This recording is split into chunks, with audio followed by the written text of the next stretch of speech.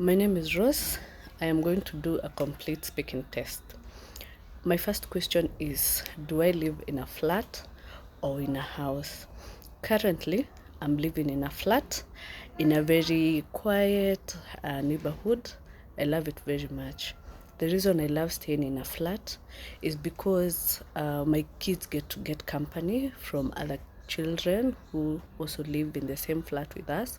I also happen to have good neighbors who I am able to consult in other things and also to help me in socializing. My favorite room in my house is my bedroom. Next question. Can you just I love my bedroom very much because it is where I have my personal space. I am able to decorate it. I am able to sit and strategize about my days and any upcoming events. If I would describe my bedroom, I would say it's a peaceful and serene place. I have painted the walls white.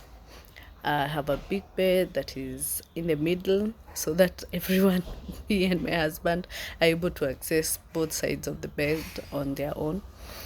Also, I feel like it is a warm place because I have a couch at one corner where I'm able to sit and take notes or do anything that I would like.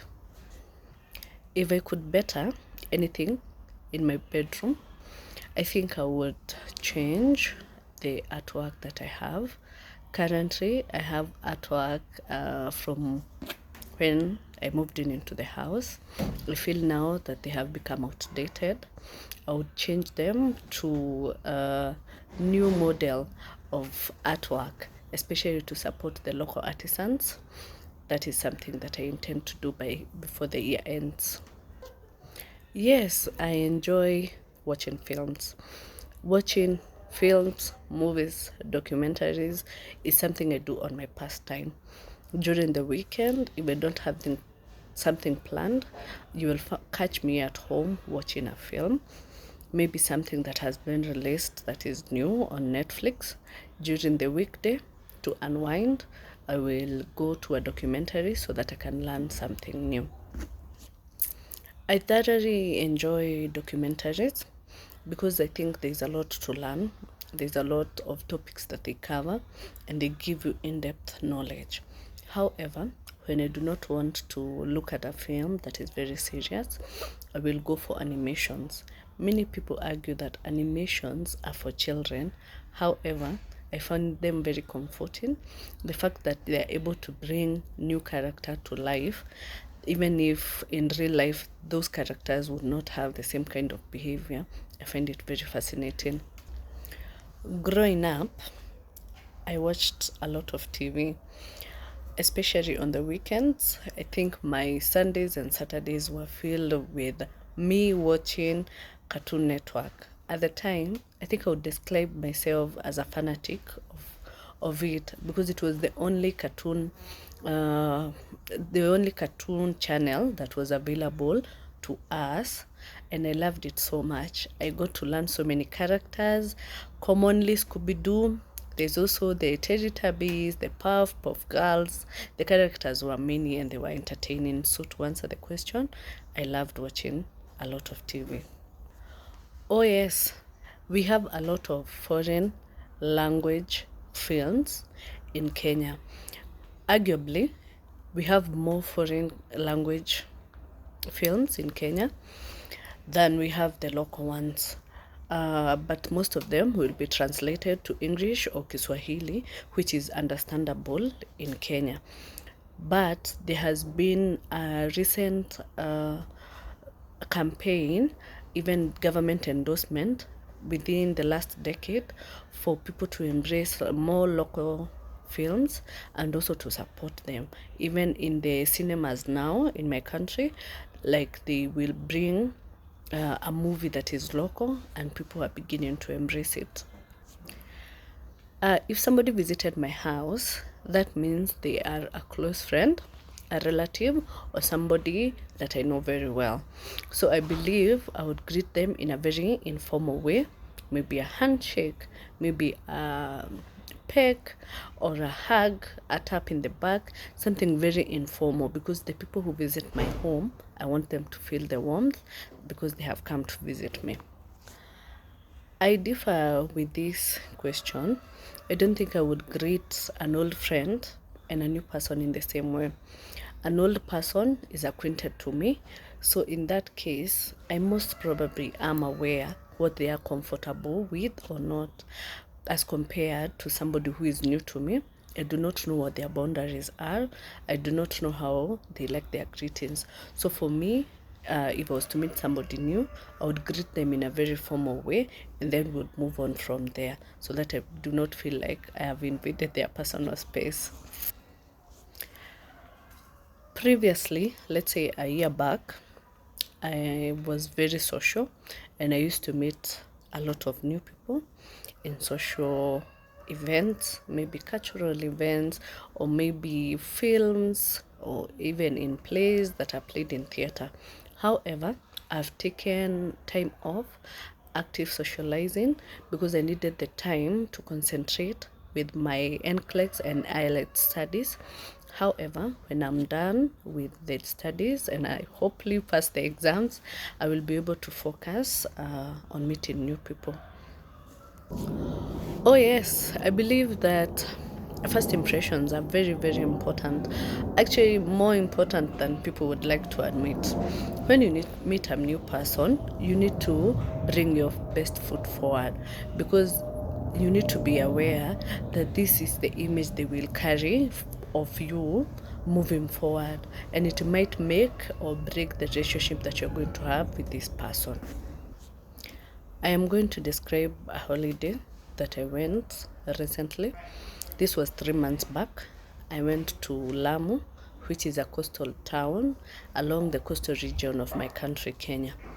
I went there because usually I find going to the coastal region becomes a good way for me to unwind, because it is the opposite of where I live. Currently, I live in the highlands where it is very cold. So going to the coastal region is very nice for me because I get to experience the humid air. I also get to be at ease and also to swim in this salty water, which is very enjoyable. I went there with my youngest sister. She had so much fun, and I was able to experience it with her because, first of all, she's very good company.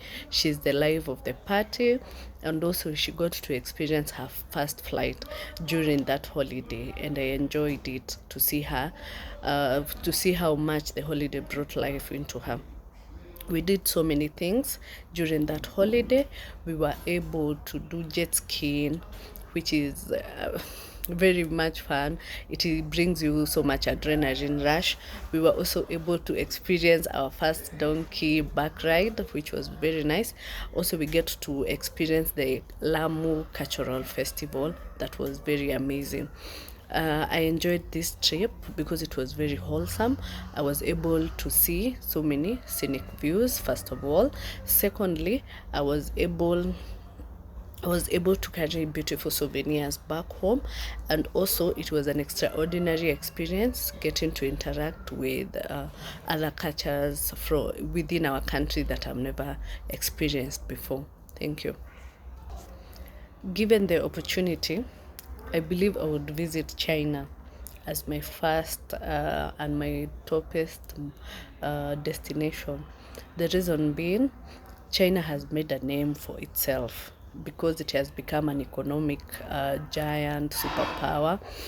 Also, China has so many provinces, all of which are very different from each other. There are provinces that have one that has the eighth wonder of the world, which is the Great Wall of China. There are others which have vast forests, others that are economic hubs, others that are fast growing towns, and I think it would be beautiful to experience all these things.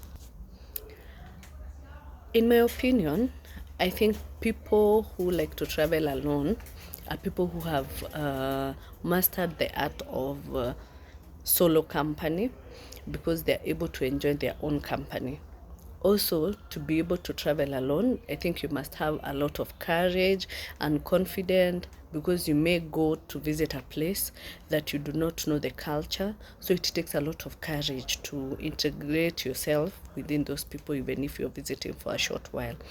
Also, people who go on solo vacations have to have very good communication skills, and also they also have to be able to make friends very easily, because they have not carried somebody else to go with them. Yes, I believe travel has changed so much in the recent years. For instance, I would give an example. In my country, air travel was not as common to middle income earners and also to low income earners. However, we have seen a progress within the sector, because now we have aeroplanes that are carrying people at a lower cost, which makes it affordable. Also, many of the challenges within the transportation sector have been mitigated. We have better roads, we have better railway transport. So overall, I think it has improved. Travel changes people in so many ways. If I would give a few reasons, the first one, it makes you experience new culture, new foods, new people, and that will brighten your day and it will improve your life. Also, it gives you new perspective. You're not just exposed to the things you know, you get to learn other things as you travel. Lastly, I would say it will give you an extraordinary experience, making you open your mind. It will improve your overall well-being, including improving your mental health, because it can help you be more at ease. I believe that we still have some challenges in modern travel. For instance, if you travel to a country where you're not acquainted to the local language, I think it can create a language barrier which has not been overcome. Also, I believe sometimes when you visit and you're not accustomed to the kind of transportation that the country you have visited use, it can be a disadvantage. But overall, I think the pros are more than the cons. However, improvement is needed. But for the bigger part, I believe we have made much progress within the transportation sector, such that the disadvantages are fewer.